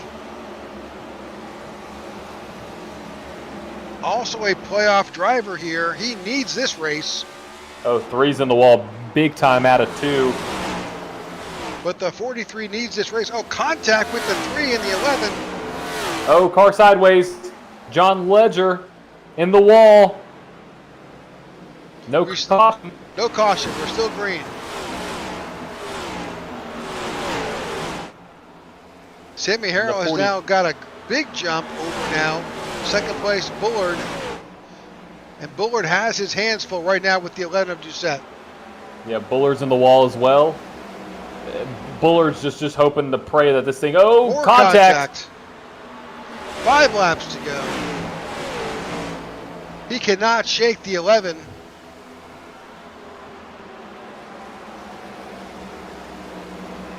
Here comes the 11 again on the inside. Yeah, he's there. The closing speed out of corner exits on the 11 is just wearing the 3 out. And here comes Vandertwick and John Ledger back up to the party. I believe, no, that's not Vandertwick. That is, I don't even know who that is. Barletta? But still not on the lead lap, though. And Barletta is showing in 9th. Here we go. Battle for second is still heating up as we have 2 laps to go.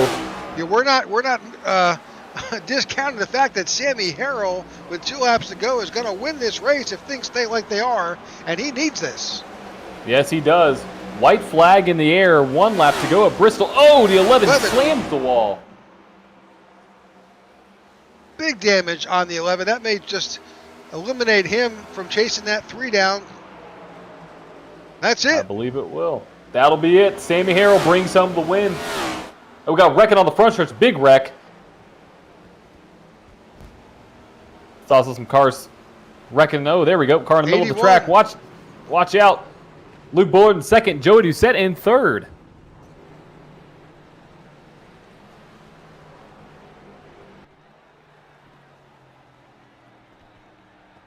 Trying to find out exactly what happened there. Was that Barletta? Something.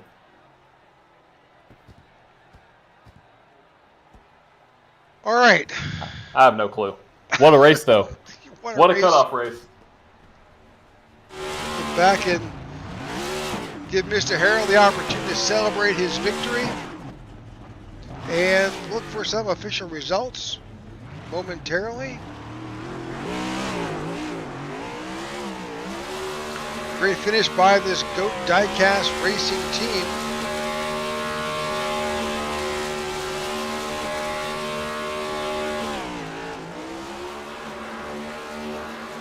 And that's going to lock Sammy Harrell into the round of 10. For sure, Rick. I mean, he is locked in no matter what to the next round as we go to Homestead next week. Here are your final results for tonight's Tech4Troops Bristol 300, brought to you by Tech4Troops 1111 Project in U-Haul. Sammy Harrell finishes in first, with Luke Bullard in second and Joey Doucette rounding out your podium finishers in third. John Ledger finishes in fourth, Philip Vandertwick in fifth, Zach Ward in sixth, Jeff Nairn in seventh, Ryan Pittman in eighth, Christoph Hall in ninth, and Maurice Burnett in 10th. In 11th, Cody Sturgill. 12th, Harley Barletta. 13th, Ryan Walter. 14th, David Clayman. Ian Ogden is in 15th. 16th is David Watt. 17th, Mark Hanna. 18th, William Mann Jr. In 19th, you've got Marco Berube. And 20th, Zachary Allen.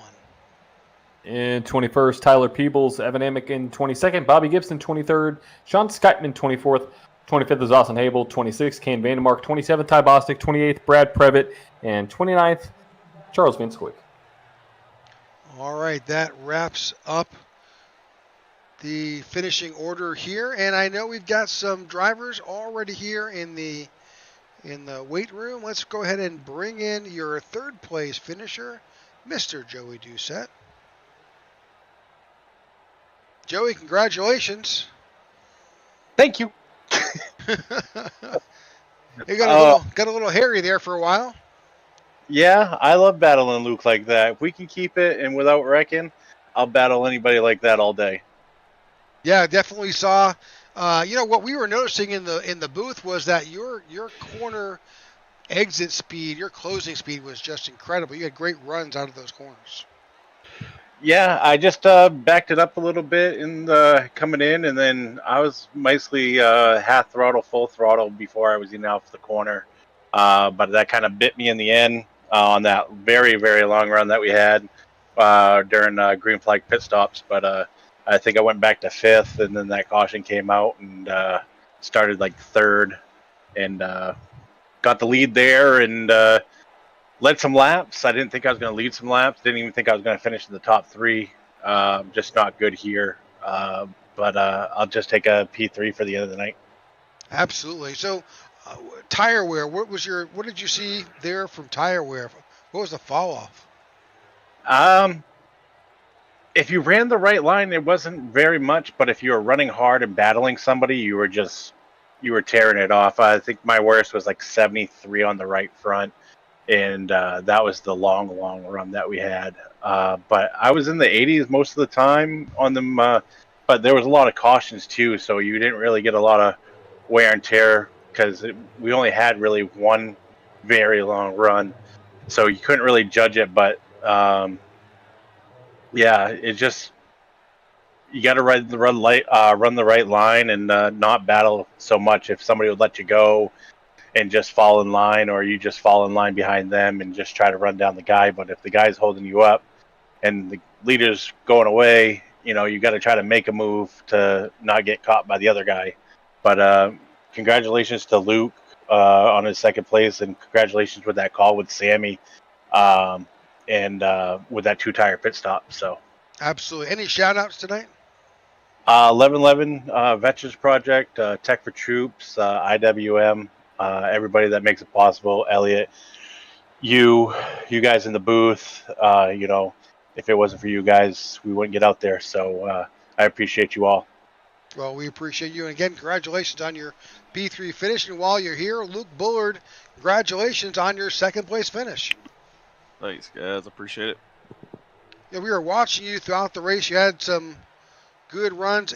Tell me about I think when that first caution came out, you elected to stay out. Was that correct?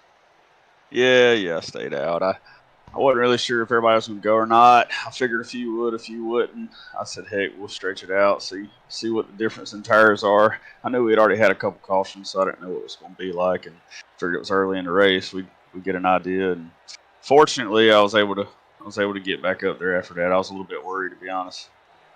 Well, we thought, I think you wound up putting nearly 80-plus laps on that first set of tires. It worked out to your advantage. I mean, you came in and, you were off cycle, but then it really showed with that fresh tires. You're able to drive right back up to the front.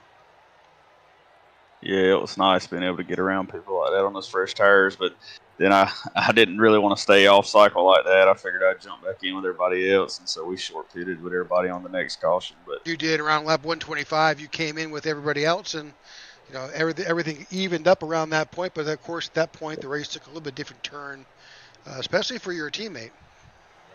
Yeah, it did. It did. Yeah. Well, any shout-outs tonight with your second-place finish? Yeah, I appreciate you guys, man. Y'all do a good job doing this broadcast. Thanks to all the admins who helped run the league. I know they put up with put a lot of work into this. And, shout out to all the sponsors, Tech4Troops. It's awesome to be able to come in here and be able to participate in something like this. Well, again, congratulations on your second-place finish. And the man of the hour, Mr. Sammy Harold, joins us in the booth. Congratulations on this amazing win. Thank you, gentlemen. Well, Sammy, it was kind of like we didn't call your name a lot. We saw you working your way back up to the field, and all of a sudden, there you were. Yeah, y'all probably called my name a couple of times at the beginning of the race for me wrecking people and myself and my teammate, but, I mean... There may have been that. Of course, accidentally, but yeah, I struggled at first, and then I just put my head down and kept digging.